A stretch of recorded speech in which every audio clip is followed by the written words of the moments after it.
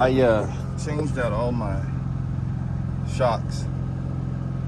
Everything went smooth until I got this one. See, this bolt is seized onto this joint and it's just making it impossible. So I'm using a saw. I gotta cut here and there. And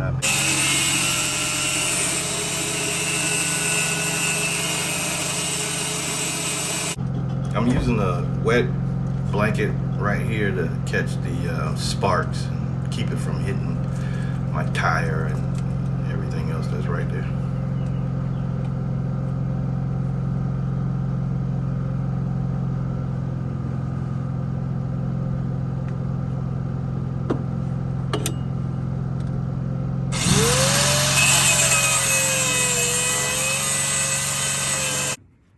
There it is.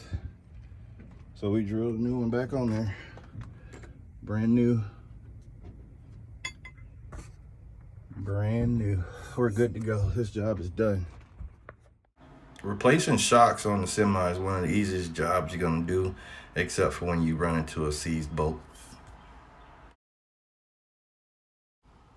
Also remember to use anti-seize grease whenever you're changing bolts.